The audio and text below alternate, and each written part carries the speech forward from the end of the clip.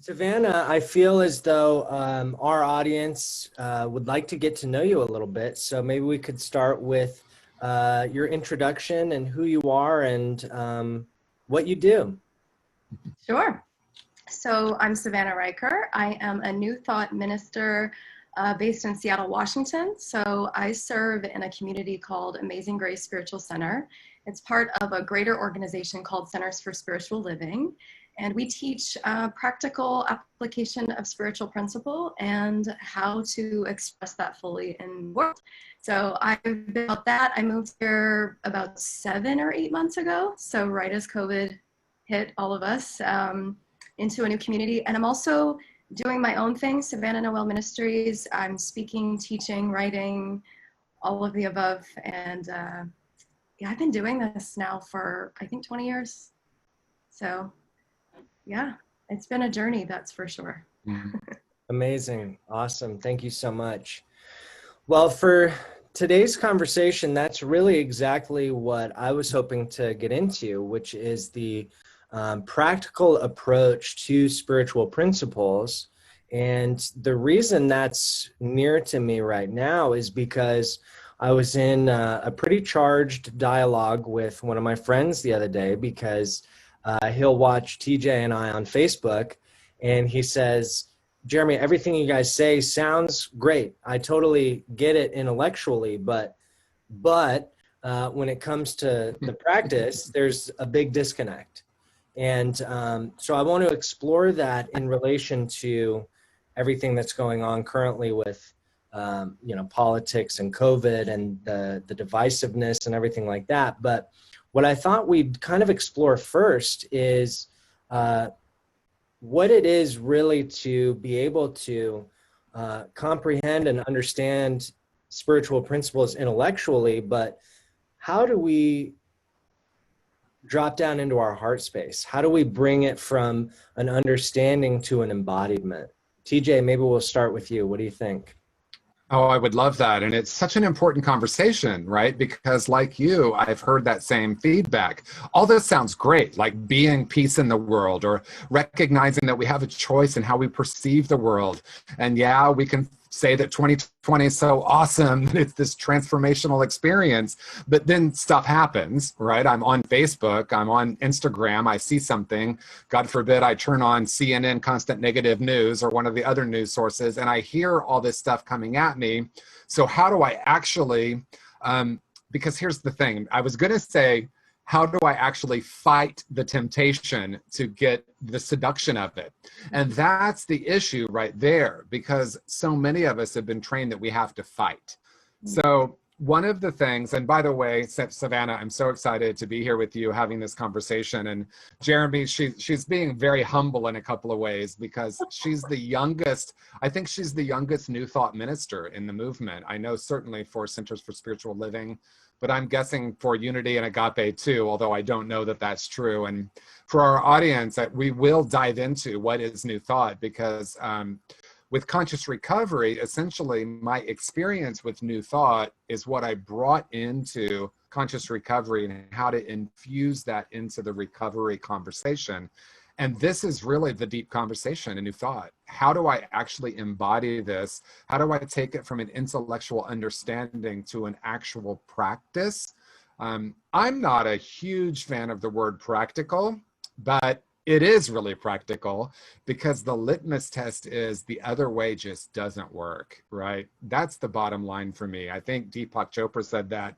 Why try peace? Because war no longer works, right? Now, we understand that globally, but it's also personal. So I know that I didn't really answer your question, but I was just hoping to start that as a conversation because I am in full agreement. It sounds like if I'm listening with a certain ear, it might even sound like what we're all saying is that we want to be complacent or that we want to detach or that we're not going to be involved in what is happening on the planet. But we're not saying that at all. We're talking about how to actually take these principles from an intellectual understanding into our heart space, but even more into the beingness that we are, and then we actually make a profound difference in our own lives and in the world. So I'm really excited about today's conversation. Awesome. Thank you, TJ. Savannah, what do you think? God, so this is such a rich topic. As you were speaking, TJ, my brain was going all over the place because I was trying to think back on when I first started on my spiritual path, and I was starting to explore these concepts and ideas that seemed so out there and so esoteric to me. I was asking the question, okay, that sounds great. It sounds actually really airy fairy. Like, are you all sitting on mountaintops meditating and pretending like, difficult things don't happen? And that is like the furthest thing from what it is that I'm about and that I love to teach. And that is, we start from where we are. And in my experience, it has been knowing the jargon and understanding the concepts, but then knowing that the shadow work and the unconscious beliefs we might hold, or the things that hold us back, or you could call it our blocks that we have, that those things are equally of value. And so it doesn't mean that we are just positive all the time and, that positive thinking alone is going to change our conditions, and that now that I'm so spiritual and I'm practicing this and this and this, that somehow the negative emotions we experience or the grief or the pain or actual challenge, that doesn't mean that we don't acknowledge that those things exist. And I think that's what has helped me in this process of integrating spiritual principle, is that recognizing that the light exists, but so does the dark. And that I don't have to, what we would call spiritually bypass, I don't have to bypass actual human experience and say, well, no, you have to pray it away. Or, oh, no, you have to be, you have to sit up on this mountaintop and be so spiritual. It's not. It's actually going into that darkness. It's going into the pain, into the discomfort, and asking questions so that you can transmute that into healing and love and wholeness and joy. So I would say that practice has taken me years. I mean, it's spirituality to me is not linear. It's not something where, okay, I woke up and I have it all figured out. It's that dance of light and dark and the roller coaster that I think 2020 has brought all of us is discerning what is this experience right now? What is this experience teaching me right now? What is it that I am needing to become in my own life? What quality or aspect of life am I needing to experience and express right now in order to move beyond it, so that we're not bypassing and spiritualizing, or I don't even know what the right word is. You would probably have a better word, but so that you're bringing it into reality, into your reality. Does that make sense? Hopefully. Beautiful, absolutely. And Jeremy and I have talked about spiritual bypassing, so I love that we're talking about it, because it's so powerful and it's so true. I think the thing that you said that I want to lean into for anyone that's watching or listening is that we're not talking about the power of positive thinking, right? And I remember, because and we're not talking about that, but we're saying that it's so much more than that. And that's what Savanna is saying so beautifully. It's like, wouldn't it be great if all it was about was learning how to be positive all the time? But really, in my experience, that only takes us to a certain point. And then it's like, oh, I have unconscious beliefs and biases about myself and the world that are actually what's creating what I call reality. And if I don't heal that individually, and it's not linear, as Savanna said, it's a process. I'm in the process of healing that. But what I want to interject too, beneath all of that, is what Jeremy and I have been talking about lately, which is unharmable. To understand, and Savanna and I know this because we've been in New Thought I've probably been in New Thought longer than you've been alive. Oh God, that sounded so old, didn't it? I've been...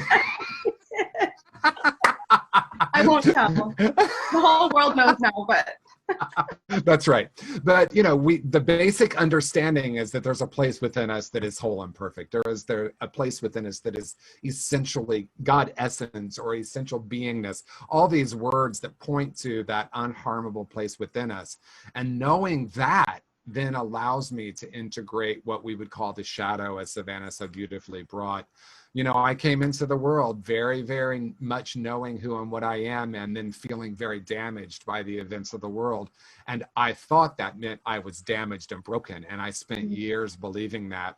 Then New Thought brought in this other possibility. What if That's something that you have, but not who you are. And I think that is the fundamental shift right there. Yeah. Wow. Okay. Well, that's a lot. And both of you said so many things I'm so interested in. But I think what I was taking a little bit from both of you that I love so much is that I think in the example from the beginning, when I talked about my friend and I in this charged conversation, I think that right now, because of how much is happening in the world and because of how much of what's happening um, deems it necessary for us to take action, I think that what's happened is um, many of us have assumed that the action that needs to take place is outside of us, right? So with COVID, with politics, with racism, it's it's the system and all these things that are very, very true. And I think in our conversations and taking something from the intellectual space to the heart space is about the work that takes place inside.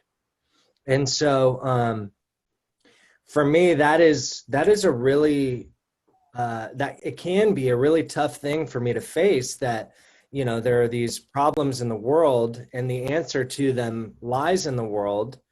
And then when I'm reminded that, well, actually the answer is inside already, a lot of times I can get lost in that. So maybe one thing I'd like to look at with you guys is what it looks like to turn that work inward.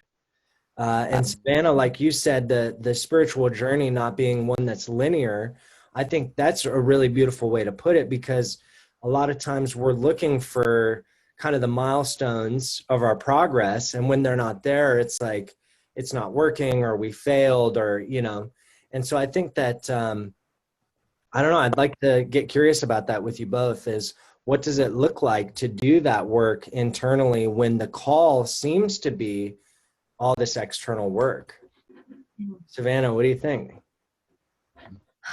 Well, I would say that so much of my ministerial path has been about that work, because what I know is that I can't really influence and impact the people that I want to serve and inspire if I'm not doing my own work. Because there's this saying that how you do something is how you do everything, or how you do, school. Like when I was in school, how you are in school is how you're going to be as a minister and as a spiritual leader. And so, and because I believe that consciousness is first cause, it's the only thing that's happening. So whatever's happening here in the micro is absolutely going to be reflected in the macro. And so I will see that in my life. I will see patterns in my life of the unhealed stuff I haven't looked at. I'll see it in my relationships at work. I'll see it in my romantic relationships. I mean, it shows up, to show us the parts of us maybe that we've disowned, as I said before, the shadow stuff. It shows us that stuff of, wow, I really need to come back to myself. There's a piece of what I'm sure is involved in your work around codependency and self-abandonment. And so often, as you're saying, there's this tendency to look to the external for validation, to look to the world for action, to take action, when what I hear you saying and what I am totally in agreement with is that the work really starts within us. And it's like an onion. It's like the layers. You think you've worked something out, and then that person or whoever triggers you and you go, oh, wow, okay, I definitely still have work to do on that. And so what I have found in my own life is that spiritual practice is something that has rooted me, grounded me. It has allowed me to remember the truth of who I am when I forget. It has allowed me to be more calm when I go into meetings. So meditation, journaling, those are the things people can actually do. But it's also, again, a self-reflective piece of how am I showing up to myself and also to other people, because people are like mirrors. They're showing us our stuff all the time. It's just a matter of, am I recognizing this? Am I aware of it, first of all? And do I have the willingness to look at it and to see it as, okay, this is something for me to learn from? And, a lot of people, I think too, when they start to realize, oh my gosh, I'm the common denominator in all my relationships, and maybe I need to look at myself, there's a lot of shame that can come with that. There's grief, there's, guilt. All of that tends to surface. And like I said, all of that can be transmuted when you have established, as TJ was saying, the foundation of, yes, those things exist, and you are still whole, you are still complete, and you are still divine. And when you know that, and when you're getting infused with that all the time, especially as a student, it makes this a lot easier to navigate. It makes life a lot easier to lean in and to say, I have support, or I have someone holding truth for me. So those are my thoughts on that. Wow. I love everything that you just said. And one thing I wanted to kind of go back to was such a very powerful statement that you made. And I'm going to paraphrase it, but basically, life is consciousness, and it's really all that it is. And when I understand that, it's a total switch, right? It's a total change. I so appreciate that you talked about the grief and shame, because one piece that I don't hear a lot of people talking about in my experience, so rather than me giving my ideas now, in my experience, when I started moving into spiritual practice and doing some of this deeper shadow work and the healing, I did go to a place of shame. Oh my gosh, I've been creating this disaster in my life. I went to judgment. I went to self-criticism.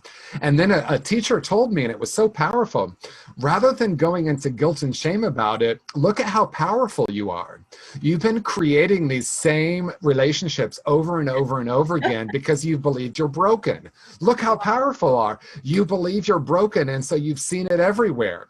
So when I heard that, I recognized that I could change the way I was viewing myself in the world. And as Savanna, as you said so beautifully, when I really understand there's a place within me that is really my truth, that is I am whole and complete, then I no longer need that from the world. And when I get that fundamental shift, then I can start to allow myself to grieve, because I did have to grieve the old me, what I thought was the truth, the personality. I thought I was the whole collection of stories about myself in the world. The world isn't safe. I'm broken. There's something wrong with me. I have to compete. I had all these other, I remember this interesting experience. I believed I wasn't lovable, but I also held the belief that everyone was going to like me. And I experienced both of them. Everywhere I went, people liked me. I connected with everyone. I could connect really easy. I felt very likable. But there was also this core belief that I wasn't lovable. So I was living in this very interesting duality of those two experiences. So what we're saying here, the great news is we have the power not only to change our thinking, but to tune into this original frequency, our own divinity, whatever word you use for that. And from that place, yes, I did have to grieve. And I realized, though, that it wasn't a bad thing. Mm-hmm. I realized that the sadness and the grief was coming from moving beyond an old structure, an old BS belief system about myself as limited. And then I got in touch with the greatest fear, as our friend Marianne Williamson, Savanna and I, Marianne Williamson, our friend, says, it's really our light that we are most afraid of, right? The idea that I was an infinite being was scary to me because there was something that felt really safe, and no, I'm just this broken, limited person. So stepping into that was really profound, and it was also really painful, but the pain is part of the journey, not something to be rejected. And I think that's what's happening in our country and in our world right now. We're doing a lot of healing, and we're seeing the grief part of it, and it's a beautiful thing because we're transforming. Mm. Wow. Okay. Yeah. I have to say, one of the things that really stood out to me, so if we're looking at our light or our divine nature or essential self, whatever the wordage, I think one of the things that's challenging for me, and I know I've run into as a challenge for others, is not only, acknowledging the fact that there is this deeper part of ourselves, but like you said, TJ, it can be scary to face our own light. And I think that a lot of the reason why it was hard for me to start my own inner work is because I was already carrying around so much shame. And what do you call it, TJ? Metaphysical malpractice. Is that what it's called? That's it. Yeah. Okay. So one of the things that we were talking about with Temple Hayes is, I used to assume that that everything bad that happened was my fault. That no, because I either did something or didn't do something, and now this is happening. And when I look at the complicated landscape of today's environment, I know that it can be hard for someone to acknowledge that there is a place within them that is emanating light, that is unharmable, that is whole and divine and complete. And so I'm just curious, what kind of work can people do to start tapping into that essence? Because I know a lot of people would be curious to and maybe don't know where to start. So what does that look like? Well, I tell you that this work is not for the faint of heart. Conscious work, I mean, once you are conscious, once you get into all of this, it's hard to go back. It's hard to pretend like you don't know what you know. And so I've always, in a lot of my classes, I will say to students who are in that place that you're talking about, who are like, I don't even know where to begin with this. My thought is, well, the fact that you even showed up was the first step, that you were even willing. A lot of people will just stay complacent and stay unconscious. It's easier sometimes, I think, to be asleep and to live in the comfort or perhaps the discomfort of the familiar, of the pain, of the drama, of the reactivity that life has brought them, because it's not easier, but it's familiar. Because living a spiritual life, I think, is courageous. I think it takes a lot of willingness and self-responsibility. I mean, with what I teach, it's all about taking personal responsibility for everything. And of course, with the foundation that we've set here, I think, to directly answer your question, is resources. People have to actively, agree or decide that they want to change, or decide that they want support, or decide that something's not working. Most of the time I find, and they say, people wash up on the shores of our classes sometimes, and they find themselves in a place of peace and home. And I think a lot of that is because of what you're talking about, of just this helplessness, or feeling like traditional religion never supported them. And yet, when you are told over and over and over again that there is something within you that has never been harmed or hurt or betrayed, there's something that happens. And so it's a willingness, maybe it's a book that they picked up that, transformed their lives, or maybe it was a retreat somebody invited them to, or even a class that one of us taught and said, I think you should take this class. Or maybe it was a referral to a life coach or a professional practitioner who said, you know what, I want to just be and sit with you. I mean, there's so many resources out there. I just think that from the individual perspective, it's people have to be willing to show up for themselves and to know that there is something far greater than what they're experiencing, even though they're in the midst of it. Wow.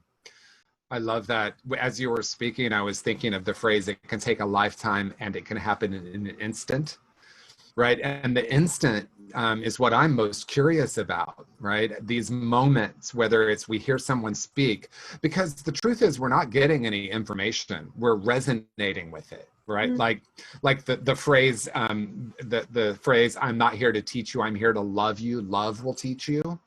I just love that, right? Because it's really a reminder of what we know intrinsically, right? There is that place within ourselves, each of us, that is this whole and perfect spiritual being. And when Savanna is speaking or teaching, it reminds me of that truth. Mm-hmm. And the great news as a teacher is that, gosh, I'm off the hook, right? Because I'm not here to teach anyone.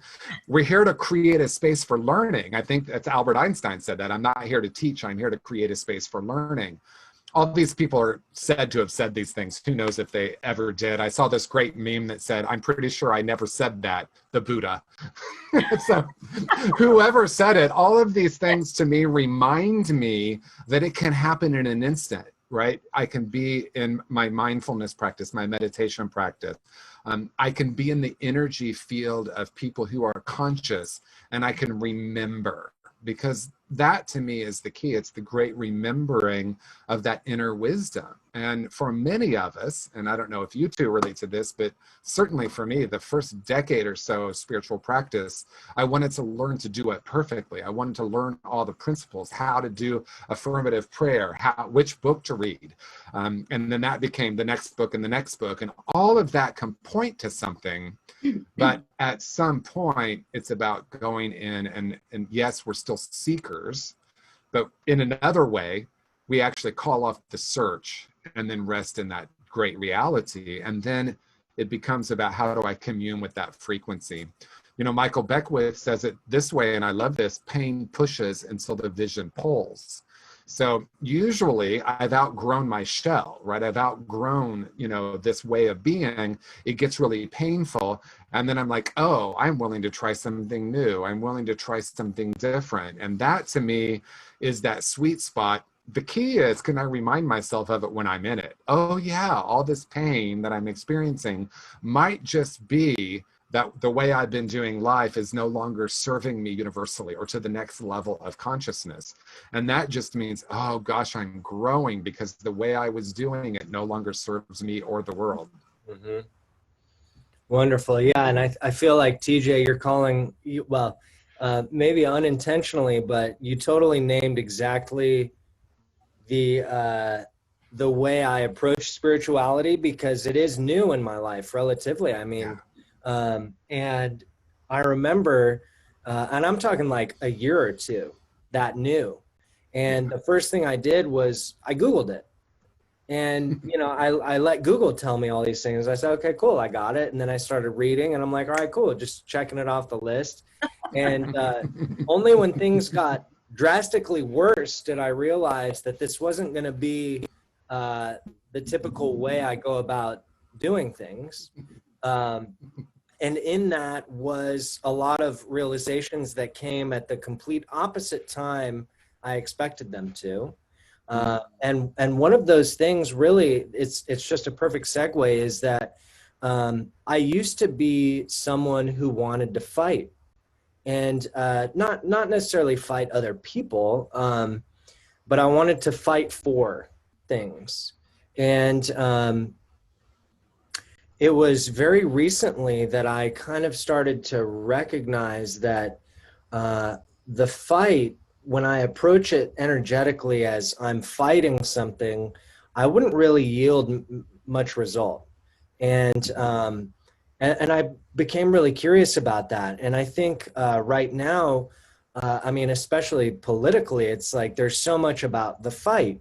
And I'll get into it with people constantly about how I'm not here to fight, and that I will do my work, and I'll do my diligence, and I'll be a productive citizen and all these things. And I can do that without fighting.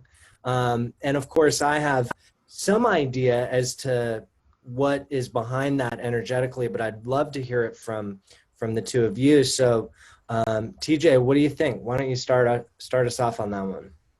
Oh, I was just ready to hear Savanna's wisdom. I have no idea what I want to say about that, other than, you know, honestly, so I'll just be transparent. When you were talking about fight, I was thinking about the political parties, and I watched both of the conventions, at least parts of them, not a lot of them.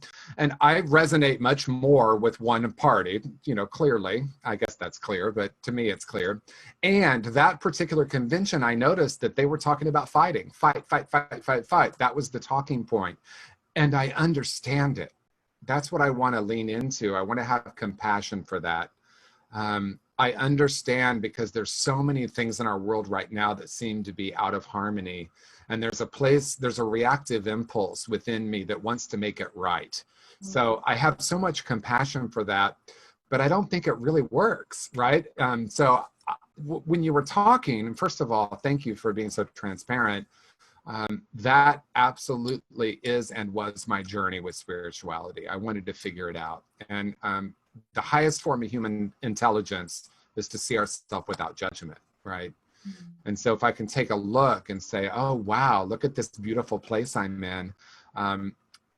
when I recognize the pain pushes until the vision pulls, I can be really grateful, strangely enough, for that place of like, oh, transformation is happening.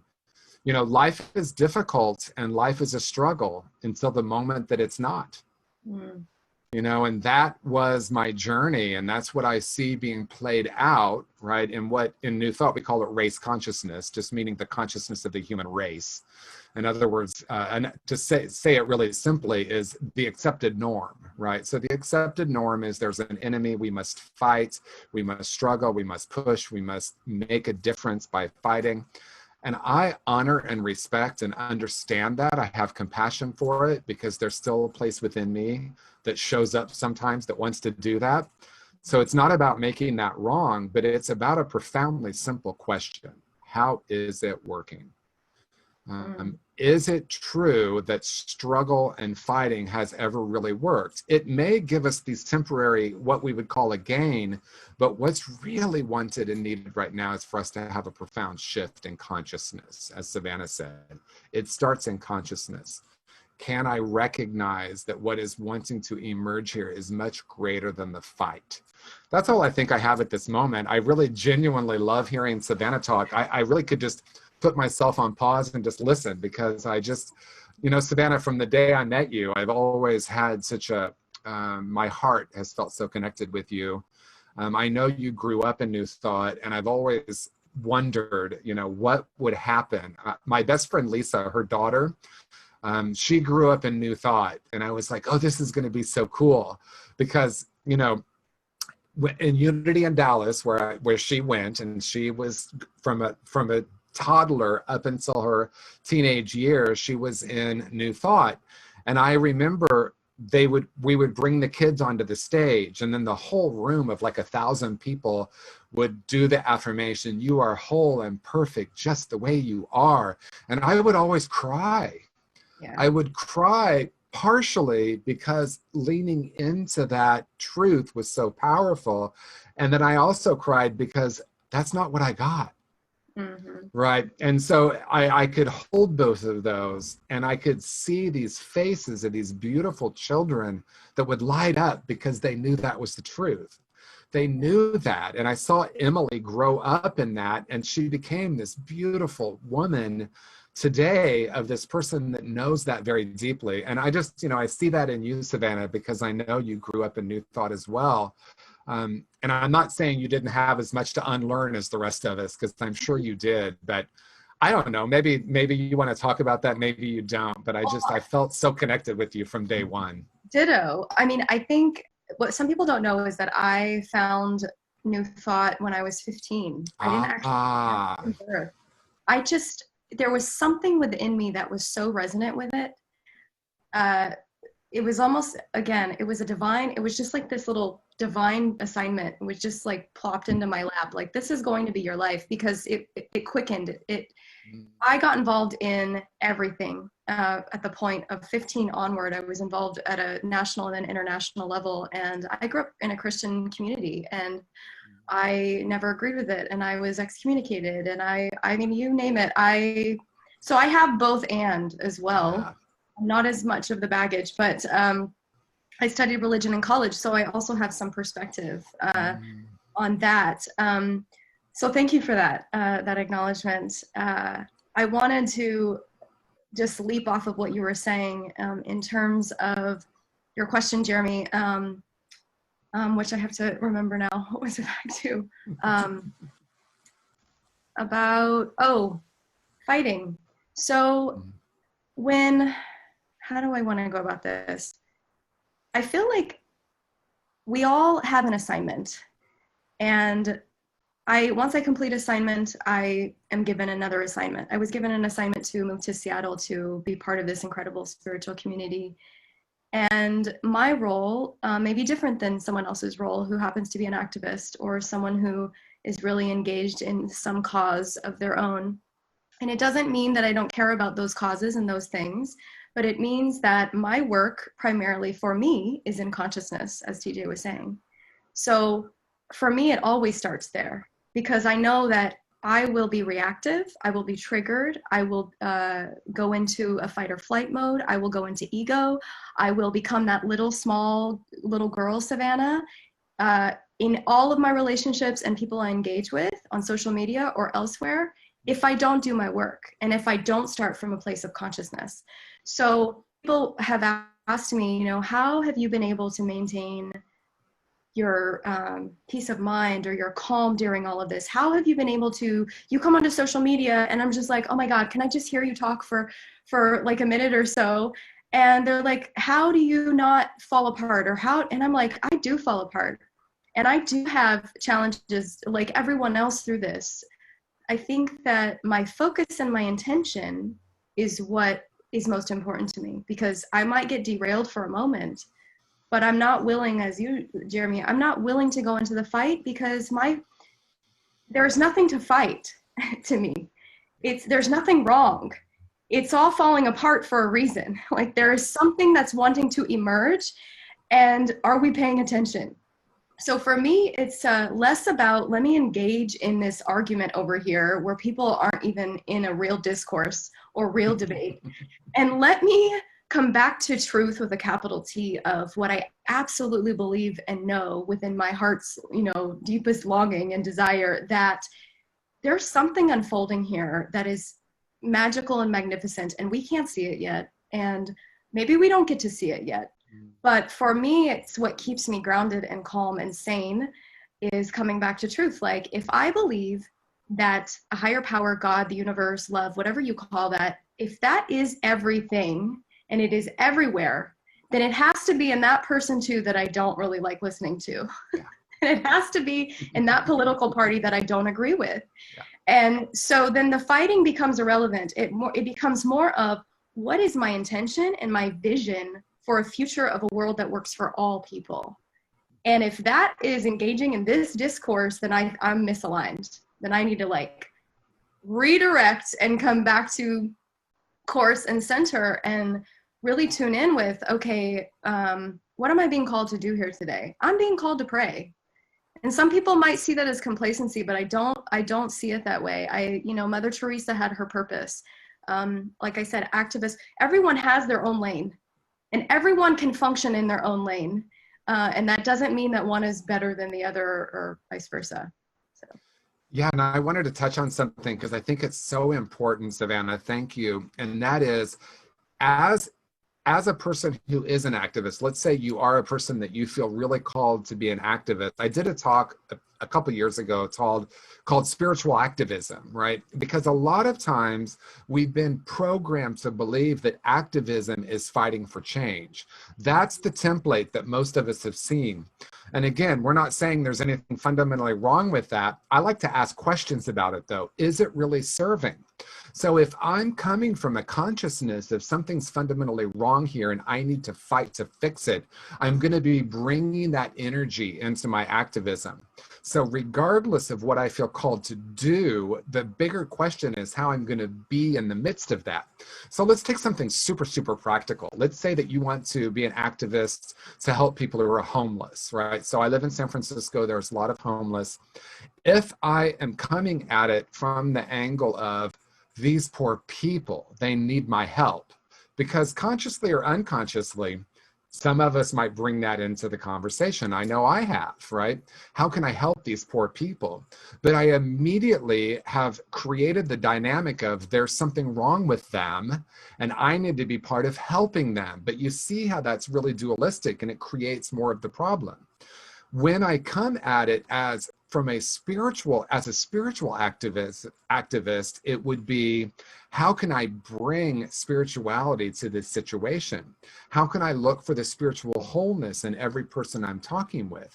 How can I look for, as Savanna so beautifully said, what's wanting to emerge rather than what seems to be falling apart? In my own life, my shit had to fall apart, right? It had to. Because what was wanting to emerge was so much more powerful and so much more beautiful.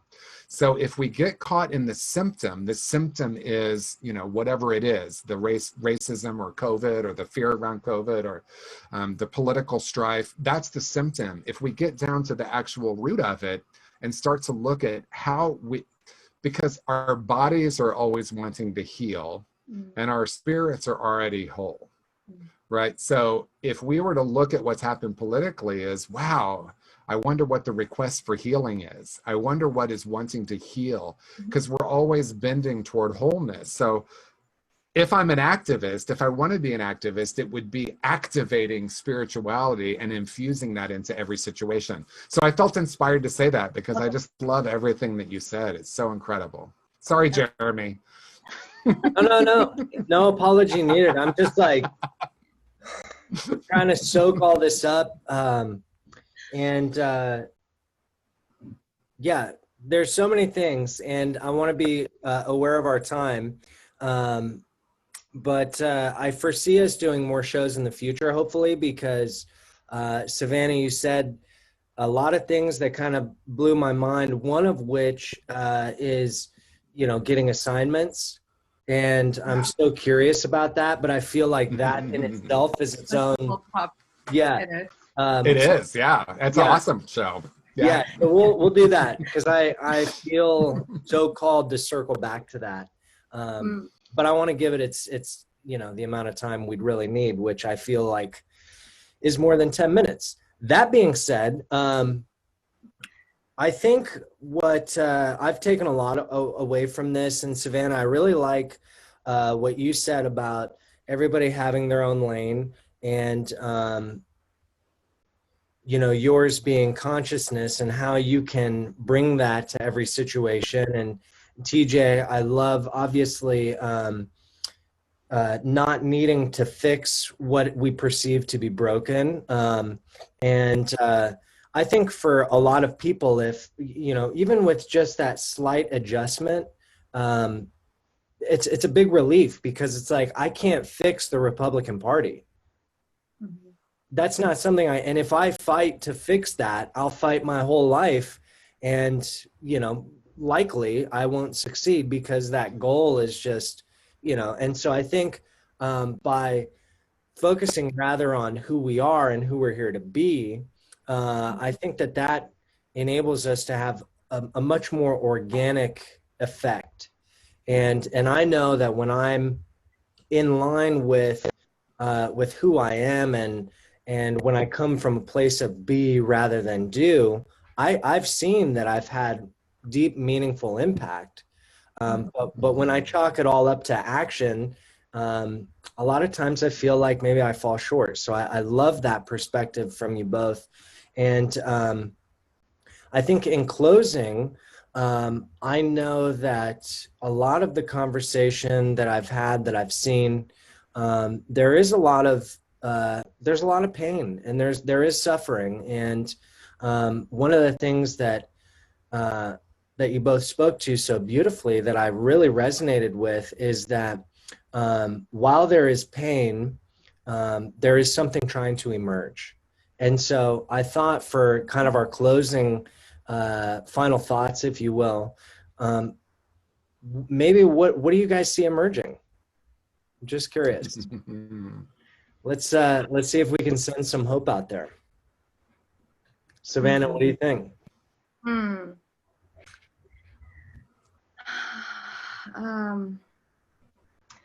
Personally and collectively, I think personally, there's an opportunity in every crisis, if we choose to see it that way. And all the crisis that's going on is, I think for me, it's about what's emerging is going deeper into myself, but also how we treat one another, how I treat other people. I think old structures are falling apart for a reason.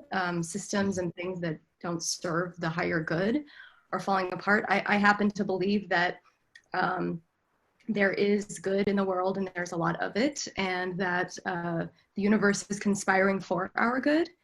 And so we just have to continue to align with it. So what's emerging is, even though we can't see it right now, I think is healing. I think it's transformation. I think it's new ways of being in the world and how we treat one another, new sustainable systems that, this is part of our consciousness work. This is part of creating a vision for the world we want to see. So, again, if it does start individually with me, then I influence the collective. And so what's emerging for me is a new sense of freedom, of safety in a different way. Because right now there's just this feeling of angst and unknown and uncertainty. And so I just lean in to trusting that there's a bigger plan unfolding, and it's moving us to goodness. That is my belief. Beautiful. Wow. Wow. As you were talking, I'm going to answer it in two different ways, Jeremy. I love your question. I noticed myself feeling a lot of emotion as you were speaking, Savanna, because I remember being a little kid when they tried to teach me about heaven and hell. And I say tried to teach me because I wasn't buying it, right? Like, if you're good, you go to this place where everyone's happy. And if you're bad, you go to this place where you suffer for an eternity. And I just couldn't imagine a universe that was constructed that way, right? That was not innate to my sense of beingness. But what I did, then when I heard about reincarnation, I thought, well, that's interesting.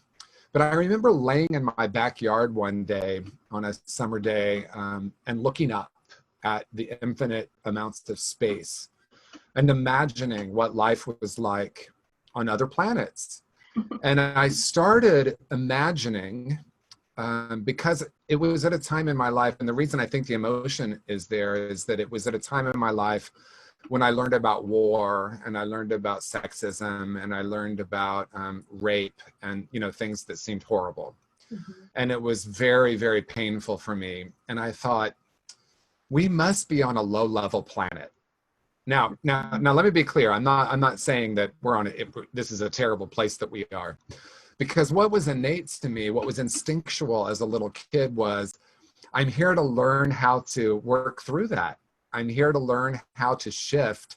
And as I evolve, I get to go to a planet that's more peaceful. Now I was a really, really, really young kid. So that was just something that wasn't thought through. That was just some sort of sense. And so I think what's wanting to emerge here is a more loving planet, a more loving sense of humanity. The other thing I want to point to is I think that, there's what is emerging too is the principle of the divine feminine, because we have been dominated by, and I'm not saying that men are bad and women are good, or even get into that conversation, because we have it all within us, right? And that's another thing that's emerging is, look at the way gender is being thrown up in the air, right? I was taught boys do this, girls do that, and you don't question that, right? So, we're in this time of this incredible exploration. So these attributes that we've given to the masculine and feminine both have divine qualities. They both have divine qualities.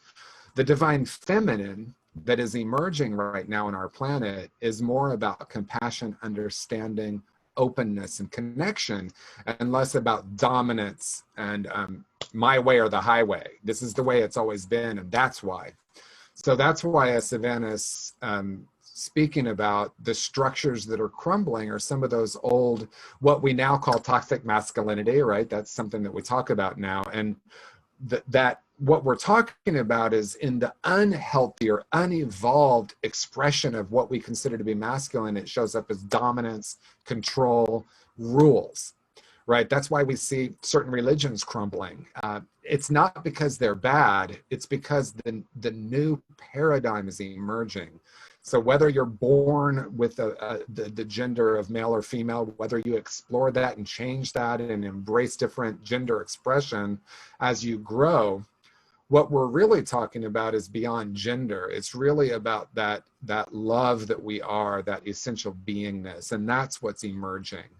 And as Savanna said, when that starts to emerge, other stuff must show itself. That's the shadow work that we're doing that's healing. Racism isn't new. As people have said, it's not new. It's just being filmed now. So more people are either having to deny it, that's a fake video, or acknowledge it. Oh, we have to do something about this, right? I have to look at not at the racism in the world, but the racism within myself. What are my unconscious biases and beliefs that are part of continuing that system? Because that's the only place that it gets really healed. So the bottom line is what's emerging as love, what's emerging as oneness. And each of us, right now, the three of us and everyone watching and listening, we're all called to be that. That's the assignment. So maybe that's a segue into our next show together. I love that. Well, thank you, TJ, for that. I also love that you, in your final thought, you bring up 5 topics that we can do shows on. I'm like, I want to keep going, but I want to be aware of our time and everything. So before we sign off, I just want to thank you both so much for your energy, your authenticity, and you know, I ask questions as though it's for other people, but really this is just my excuse to hang out and learn from you both. So thank you very, very much. And why don't we go around and share some things that are going on that we'd like our audience to know about. Savanna, do you have anything you'd like to plug for listeners out there? I do. First, I want to say thank you for having me. This was so fun and exciting. It was just juicy. And you can find me at savannahnoel.com. And also my Instagram handle is SavvyNoel, so Savinoelle. You also can find me on Facebook, Savanna Noel Riker. I do a weekly event called Savvy Chats. It's an hour event with me where we come together in community to discuss a different topic every week. It's deep, it's rich, it's juicy. It just feels good. People are doing the work, and it's every Thursday at 6:30 Pacific. You can find that information on any of my social media, or also go to my website and you can find me there. And yeah, I think that's it. Wonderful. TJ, what about you? Well, I want to also just express gratitude. This has been a really rich conversation. I love juicy. It's very juicy because that's like so nourishing, right? And it feeds my soul. It feeds my soul to be part of this conversation and to collaborate with other people who are dedicated to being a part of transforming the planet, right? Through consciousness. Yes, action, but consciousness first, as Savanna said. I love that. It's not only consciousness, it's consciousness first, right? Conscious being leads to conscious doing. So I love, love, love that we've had this time together. So Jeremy and I have recently launched #Unharmable. It's a movement dedicated to a recognition that there is a place within each of us that is unharmed and unharmable. And it's a movement that we invite you, to join us in. It's really through the addiction lens, but it applies to all of us, right? All of us at some point have probably felt broken. So we recently Jeremy recently redid consciousrecovery.com. So check that out. Jeremy, you don't know this yet, but I spent the last 3 days revamping tjwoodward.com. But all I did is copy everything Jeremy did for the other website. So because he's brilliant. So my closing thought is check out #Unharmable, and really just acknowledging that regardless of what's happened in your life, regardless of what you've done, there is that place within you that's unharmable. Let's celebrate that, let's know that, and let's be that in the world and see what happens. Beautiful. All right, well, thank you so much, everybody, for watching. Thank you, Savanna and TJ, for the wonderful conversation, as always. And yeah, to everybody that was watching and listening, check out consciousrecovery.com. and find Savanna on social, and we will see you guys in the next conversation.